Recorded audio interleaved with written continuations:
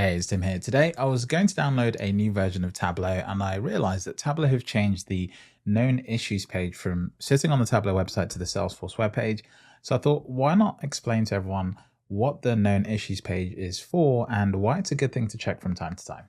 As ever, let's get stuck in. Okay, so when you go to download a version of Tableau, you might often see a notice in this sort of gray section here.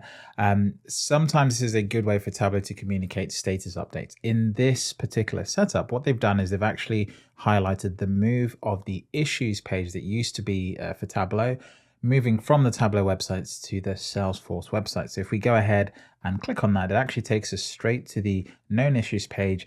And the interesting thing here is this issues page is actually for all Salesforce products, but here what this specifically done is filtered it to just Tableau, so you can see all the Tableau related issues. Now, the known issues page is a really good thing to be just aware of, because sometimes in Tableau you come across a bug and you don't understand why something's behaving the way it is. And actually, when you go to this page, you immediately find out that it's a known bug, it's a known issue, and it's being explored.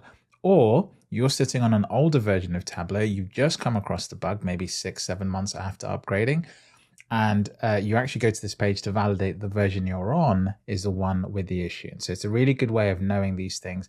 It doesn't always sort of come up as the case that every single bug is listed here, but typically most known issues do find their way here. And then there are some issues that don't find their way here, but are known issues. And so that gets a little bit confusing. I'm hoping with this change, it gets a little bit better. Anyway, how does this page work? So across at the top, you've obviously got the ability to choose all the different Salesforce products. In this particular setup, all they've done is sort of filtered it down to Tableau. I believe that's right there. So there's 222 Tableau known issues. And so when you filter down to that category, it gives us this list. The next thing we have is the status. So you can actually see the issues that are in review, the issues that have been fixed, scheduled, deployed, and working as expected or whatever. So this is an interesting breakdown because I've actually never seen this as detailed as this. Working as expected, I assume, is where people are reporting something as a bug and actually Tableau have changed the default behavior. So it's actually working as expected. If I go ahead and click on that, we'll see hopefully the 9 issues in there. So it's kind of interesting because you can sometimes come from maybe server expecting something to work and then you go to cloud and it doesn't work as expected.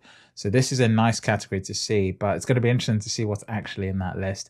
Anyway, the ones in review tend to be the ones that are currently open, but they're being analyzed. They're trying to understand what is this actual bug, what's causing it, and how can it be fixed.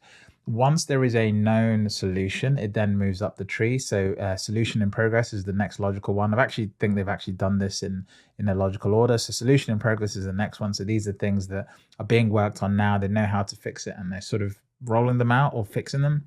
Solution scheduled means that there's a release date available. So this is likely to be in a patch, one of the monthly patches to a release of Tableau, or a version release of Tableau later down the line. And then, of course, deployed is there once something's actually been shipped and it's been put inside of a version of a product that you can actually download and use today. In the case of Tableau Cloud, it's almost instantaneous. So depending on your Tableau Cloud pod, you should get it pretty much straight away.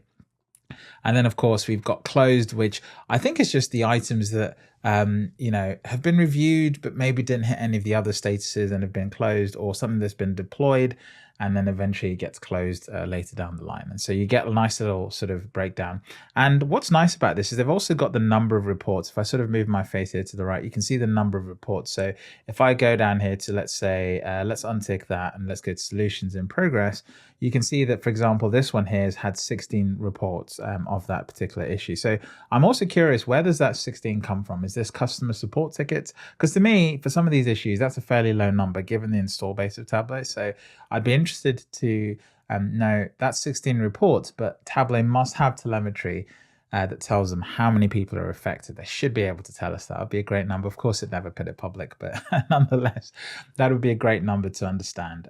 So there you go. That's pretty much the solutions page. Now, I find this pretty handy because you can also filter this based on the release. Now, this is where I think this kind of goes a little bit off, because what they've done here is they've labeled it using the Salesforce releases. But of course, if you're coming from the Tableau world, what you want to know is version numbers. And of course, Tableau have just changed the release schedule. Check out my previous video to see more about that. Instead of getting 4 releases a year, we're only going to be getting 3. So this sort of seasonal alignment might actually sit nicely with this particular release cadence. So we've got spring here, I don't know if, sorry, summer. I don't know if the previous one to that is spring and the final one is autumn. I don't know if that's how the Salesforce issues work. In fact, we can find that out quickly. Let's just quickly go ahead, remove Tableau and just see. So we do get spring, winter, summer, spring, winter, summer. So that change from Tableau to align itself with Salesforce is pretty much confirmed here. So spring, summer, winter is probably the cadence, and so we should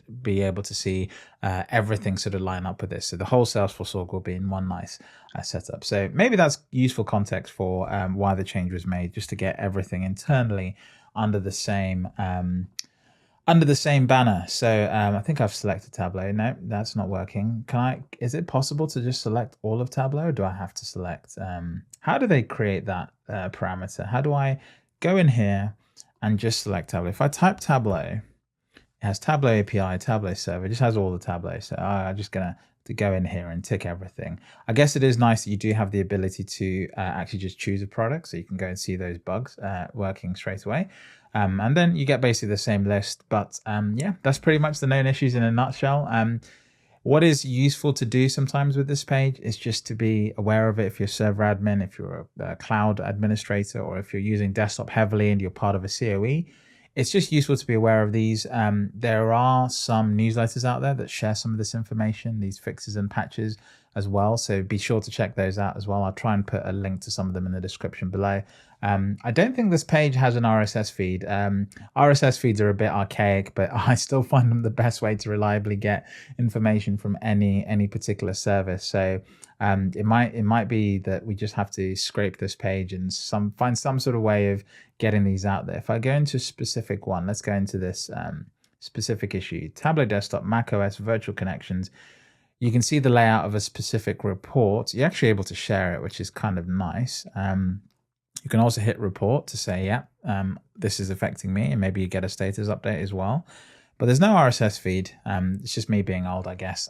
But I would love an RSS feed of this. I know we get them for the Tableau. If we go to status, actually, I shouldn't have to do this. We can just go to the bottom and it should be available. So where is this? Trust, here we go. So trust.salesforce.com. Then we go to Tableau. Oh, not my face. We go to status here. Are we going there? Yeah, now we are. Cool. So trust.tableau.com has the ability to subscribe to updates. If I click on that, what does it show me? Yeah, it shows me RSS. So you see email, text. I don't know who's using that. That's useful for systems, I guess, that are automated. You might have an inbox that catches the text. RSS feed, this is what I was actually looking for. So we do have RSS feeds for Tableau Online, Tableau Cloud, all these services, and it's quite robust. I like it. It's pretty thorough as to when they update it as well, and it gives you sort of the granular information about when there's issues. And if you're scraping that, which I have been for the last 3 years, then you're able to collect a history of these issues and sort of just create a library. So maybe I'll do a separate video on that. But that's it. Not much more to share beyond that. It's a pretty dry topic. Problems are never fun, but hey, if you've got clarity on what they are and when they're going to get fixed, that's going to help you out. Thanks for watching, and I'll see you in the next one.